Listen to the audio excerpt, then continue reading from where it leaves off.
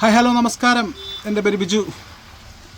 അപ്പം നിങ്ങൾക്കറിയാമല്ലോ, ഞാൻ എന്തെങ്കിലുമൊക്കെ ഒരു കാര്യങ്ങളുണ്ടാകുമ്പോഴാണ് ഞാൻ എപ്പോഴും വരാറ്. ഇന്നും ഞാൻ അതേ കണക്കൊരു കാര്യമായിട്ടാണ് നിങ്ങളുടെ മുന്നിലേക്ക് വന്നിരിക്കുന്നത്.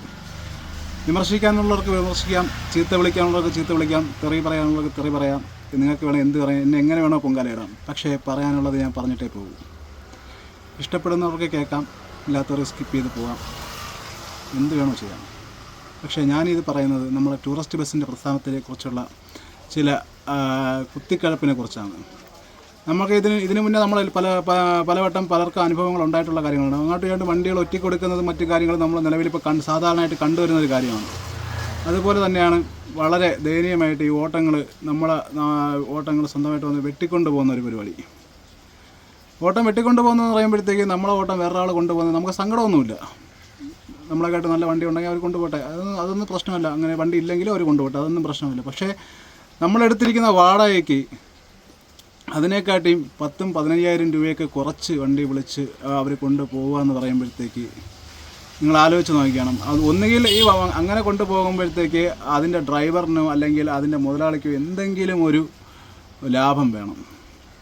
അല്ലാതെ ഒരു പ്രസ്ഥാനത്തിന് അല്ലെങ്കിൽ നമ്മൾ വളർന്നു വരുന്ന ഒരു പ്രസ്ഥാനത്തിന് ഇടിച്ചു താക്കാം എന്നുള്ള ഒറ്റ ലക്ഷ്യത്തോടു കൂടി നമ്മൾ ഇതിനു മുമ്പ് കൊടുത്തിട്ടുള്ള ഓട്ടങ്ങൾ, അതായത് അവർക്ക് അങ്ങോട്ട് കൊടുത്തിട്ടുള്ള ഓട്ടങ്ങളിൽ അവരവിടെ നേരിട്ട് നമ്പർ കൊടുക്കുകയും പാർട്ടി നേരിട്ട് പിന്നെ അവരെ വിളിക്കുകയും, നിങ്ങൾ നിങ്ങളിനി അവരെ വിളിക്കാതെ ഞങ്ങൾ നേരിട്ട് വിളിച്ചാൽ അവർക്ക് കൊടുക്കുന്നതിനെക്കാട്ടി വാടക കുറച്ച് ഞങ്ങൾ ഓടാം എന്ന് പറയുകയും ചെയ്യുമ്പോഴത്തേക്ക് അതിൻ്റെ ചേതവികാരം എന്താണെന്ന് മനസ്സിലാകുന്നില്ല. ഇപ്പം ഞാൻ വേറൊരാൾ എനിക്കൊരു ഓട്ടം തന്നേല, അയാളുടെ ഓട്ടം ഞാൻ വെട്ടിക്കൊണ്ട് പോകുമ്പോഴത്തേക്ക് ഒന്നുകിൽ ഞാൻ അയാളുടെ റേറ്റിട്ട് എടുക്കണം, അല്ലെങ്കിൽ അയാളിനെക്കാട്ടി കൂടുതൽ റേറ്റിട്ട് എടുക്കണം. അതല്ലാതെ ഏകദേശം അയാൾ പറയുന്നതിനെക്കാട്ടി 15,000-20,000 രൂപയൊക്കെ വാടക കുറച്ച് വാങ്ങിച്ച് കഴിഞ്ഞിട്ട് ഓടിക്കണം എന്ന് പറഞ്ഞു കഴിഞ്ഞാൽ എന്ത് തന്തയില്ലാത്ത പരിപാടിയാണ് ഈ കാണിക്കുന്നത്. അത് ഞാൻ ആരെക്കുറിച്ചാണ് പറയുന്നതെന്ന് ഈ വീഡിയോകൾ വരുമ്പോഴത്തേക്ക് തിരിച്ച് പ്രതികരിക്കുന്നവർക്ക് മനസ്സിലാവും ഞാൻ ആരെക്കുറിച്ച് എന്തിനാണ് ഇങ്ങനെ പറയുന്നതെന്ന്. സത്യസന്ധമായിട്ട് പറയുകയാണ്. അതായത് ഞാനിപ്പോൾ ഈ ഇടയ്ക്ക് ഞാൻ ഒരു ഓട്ടോ എടുത്തിട്ടുണ്ടായിരുന്നു. ഓട്ടോ എടുത്തിട്ട് കഴിഞ്ഞ 4 വർഷമായിട്ട് ഞാൻ പൊയ്ക്കൊണ്ടിരിക്കുന്നത് എൻ്റെ സ്ഥിരം ഓട്ടമാണ്. അപ്പം പൊതുവേ ഞങ്ങൾക്ക് 2 വണ്ടിയുണ്ട്. 2 വണ്ടിക്ക് പുറമേ ഓട്ടങ്ങൾ വരുമ്പോഴത്തേക്ക് സ്വാഭാവികമായിട്ട് നമ്മൾ പുറത്ത് കൊടുക്കും. സ്ഥിരമായിട്ട് റെഗുലറായിട്ട് നമുക്ക് 2 വണ്ടിയുടെ 3 വണ്ടി 4 വണ്ടി ഓട്ടങ്ങൾ വരുമ്പോഴത്തേക്ക് നമ്മൾ പുറത്ത് നമ്മുടെ വണ്ടി വിളിച്ച് നമ്മൾ ഓട്ടങ്ങൾ കൊടുക്കാറുണ്ട്. അപ്പോൾ ഇഷ്ടംപോലെ ഓട്ടങ്ങൾ ഞങ്ങൾ ഓടാറുണ്ട്, അതേപോലെ അവരും ഓടാറുണ്ട്, അങ്ങോട്ടും ഇങ്ങോട്ടും ഒക്കെ കൊടുക്കണം. പക്ഷേ നമ്മൾ ഇന്ന് വരെ നമുക്ക് കിട്ടിയ ഓട്ടത്തിലോട്ട് ഞങ്ങളുടെ നമ്പർ കൊടുത്തിട്ട് ഇന്ന് വരെ വന്നിട്ടില്ല. ഞങ്ങൾക്കെല്ലാം ഡയറക്റ്റ് വിളിക്കുന്ന ഓട്ടങ്ങൾ മാത്രമേ ഉള്ളൂ. ഒരു കാരണവശാലും നമ്മൾ വേറൊരാളുടെ ഓട്ടം പോയിട്ട് ചേട്ടാ അടുത്ത ട്രിപ്പോട്ട് നമ്മളെ വിളിക്കണം എന്ന് പറഞ്ഞ് നമ്പർ കൊടുത്തിട്ട് നമ്മൾ വന്നിട്ടില്ല. നമ്മളവിടുത്തെ പാർട്ടി നമ്പർ ചോദിച്ചാലും ചേട്ടാ നിങ്ങൾ അവരെ വിളിച്ചാൽ മതി കേട്ടോ, അവർ നമ്മളെ വിളിച്ചോളും, ഇങ്ങനെ പറഞ്ഞിട്ട് നമ്മൾ വരുന്നത്. അല്ലെങ്കിൽ അവർ തിരിച്ച് നമ്മളെടുത്ത് ചോദിക്കും, ചേട്ടാ നിങ്ങൾ അന്നത്തെ റേറ്റ് എത്ര ചേട്ടാ, നിങ്ങളെ വണ്ടിയുടെ വാടക എത്ര. നമ്മളൊരിക്കലും പറയാറില്ല. കാരണം നമ്മൾ വേറൊരാളുടെ ഓട്ടം പോയിട്ട് നമ്മളെ വണ്ടിയുടെ വാടക അവിടെ പറയേണ്ട കാര്യമില്ല അല്ലേ. നമ്മൾ അങ്ങോട്ടും ഇങ്ങോട്ടും ഒരു അഡ്ജസ്റ്റ്മെൻറ്റിൽ ഓടുന്നതല്ലേ. പക്ഷേ ഇങ്ങനെ കുതികാലി വെട്ടുന്ന രീതിയിൽ ഇമാതിരി പണി കാണിക്കുമ്പോഴത്തേക്കും നമ്മൾ ഇവരിലേക്ക് ഏത് രീതിയിലാണ് നമ്മൾ പെരുമാറേണ്ടത്? ഇത് ഇന്നൊന്നിലും തുടങ്ങിയല്ല, വർഷങ്ങളായിട്ട് ഈ കാലാകാലങ്ങളായിട്ട് ഈ പ്രസ്ഥാനം തുടങ്ങിയ കാലം തൊട്ടേ ഉള്ളതാണ്. ഒന്നുകിൽ നീ രക്ഷപ്പെടണം, അല്ലെങ്കിൽ അതുകൊണ്ട് മറ്റാരെങ്കിലും രക്ഷപ്പെടണം.